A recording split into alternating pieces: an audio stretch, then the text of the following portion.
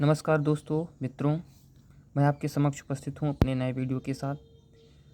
देखो प्यारे बच्चों, मैंने आपको इसके पहले रस के विषय में बताया था, रस क्या होते हैं।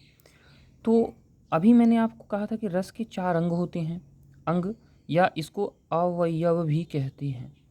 तो सबसे ज़रूरी बात यह है कि जो 4 अंग हैं रस के, वो हर रस में होते हैं। कोई भी अगर आपको उदाहरण मिलेगा, कोई भी आपको पद्य मिलेगा, मतलब गाने वाला गीत, अगर उसमें कुछ रस है तो उसके 4 अंग होंगे। तो 2 तरीके थे समझाने के, या तो मैं चारों अंगों के, जैसे स्थाई भाव और विभाव, विभाव एक ही अंग है, इसके 2 पार्ट जरूर हैं, अंग एक ही है। और अनुभाव और संचारी भाव, ये 4 अंग हैं। देखिए इसे मैंने ऐसे कर दिया है, इसका मतलब 2 एक ही में है, विभाव के दोनों पार्ट हैं। तो कहीं मैं आपको चारों चारों भागों को या तो अलग अलग वीडियो बनाऊं, इसका एक एक अंग का बहुत व्याख्या है।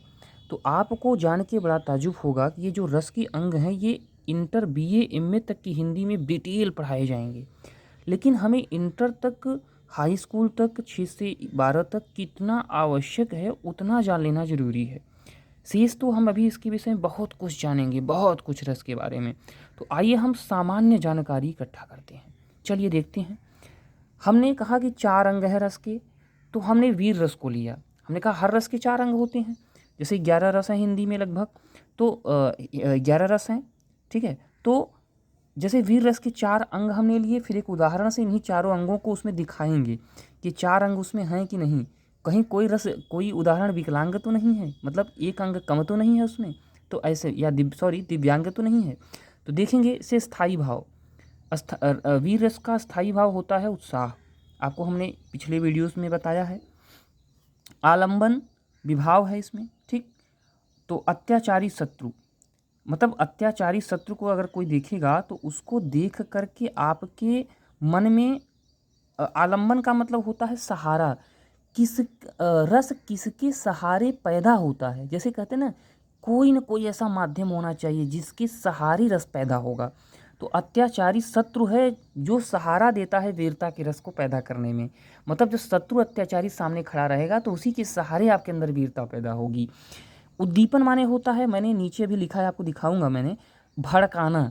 तो भड़काना, तो ये विभाव के 2 पार्ट हैं, आलंबन, उद्दीपन। तो उद्दीपन माने होता है देहाती भाषा में, एकदम ठेठ भाषा में, भड़काना। तो कौन से वो कारण है जिससे आप भड़कते हैं, आपके अंदर वीरता आती है। तो शत्रु का पराक्रम, शत्रु का अहंकार, रण के नगाड़े, नगाड़े मतलब नगाड़ा बजता है ना, ढम ढम ढम ढम ढम, जब युद्ध होता था प्राचीन काल में। इसके बाद यश की इच्छा भी आपको भड़काती है कि यार मुझे यश चाहिए, मुझे नाम कमाना है, तो भी आपके अंदर वीरता पैदा होगी। अब आगे आया तीसरा पार्ट है, लिखा 4 है लेकिन है पार्ट तीसरा, क्योंकि 2 एक ही में हो गए हैं। अनुभाव, अनुभाव का मतलब फीलिंग क्या आएगी, जब रस पैदा होगा तो फीलिंग आएगी, शरीर में कुछ कंपन होगा, मन में कुछ भाव आएंगे, उसी को अनुभाव कहते हैं। मन या शरीर में जो भी विकृतियाँ पैदा होती हैं, जो हिलना डुलना पैदा होता है, वही है अनुभाव। जैसे कंप, कांपना, धर्मानुकूल आचरण करना, जैसे आपके अंदर मतलब वो आ गया, बहुत ज़्यादा वीरता आई तो आप लगे शंकर जी का जोश में पढ़ने, वो क्या कहते हैं उसको, रुद्राष्टक वगैरह।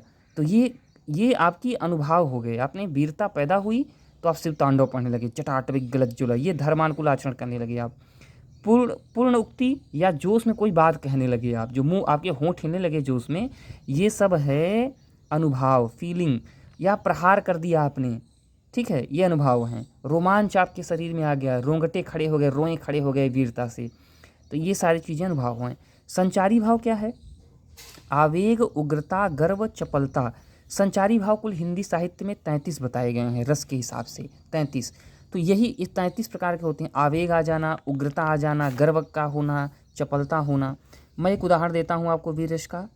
ये जो उदाहरण है मैं इसको पहले पढ़ूंगा फिर आपको समझाऊंगा, फिर चारों अंगों को इसमें सेट करूंगा, समझ रहे हैं ना, सेटिंग करूंगा इसमें। तो चलिए देखते हैं। जैसे है, आप देखिए ध्यान से कि मैं सत्य कहता हूँ सखे सुकुमार मत जानो मुझे, यमराज से भी युद्ध में प्रस्तुत सदा मानो मुझे, है और की तो बात क्या गर्व मैं करता नहीं, मामा तथा निज तात से भी युद्ध में डरता नहीं।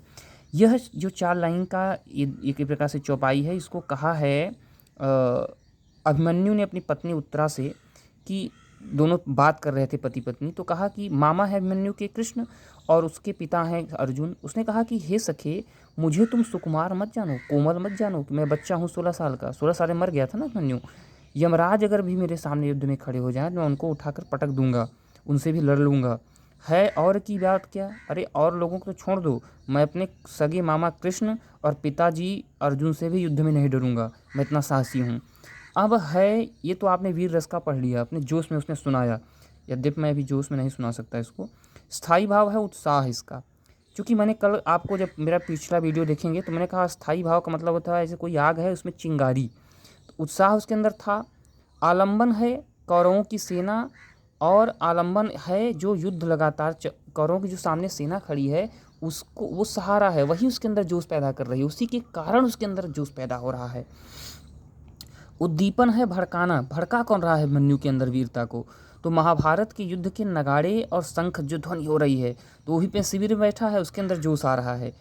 स्वजनों की वीरता, स्वजन माने उसके मामा वगैरह, चाचा वगैरह, उसके बड़े पापा युधिष्ठिर वगैरह, ये सब लड़ रहे हैं, तो उन्हीं को देख करके उसके अंदर भी यही पूरा माहौल उसके अंदर भड़का रहा है वीरता को।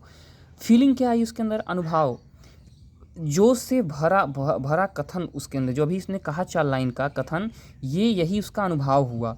ठीक है, उसके जो होंठ हिले और हाथ उठा के उसने जोर से ये लाइनें बोली, युद्ध हेतु उत्साहित जो हुआ वही उसका अनुभव है। संचारी भाव, संचारी का मतलब होता है, आपने साइंस में पढ़ा होगा, जैसे होता है ना कुचालक सुचालक में संचरण करता है, संचारी मतलब बहना, तो आवेग या जोश बह गया उसके ब्लड में। तो ये हो गया आपका वीर रस के चारों अंग, एक उदाहरण के साथ मैंने आपको समझाया।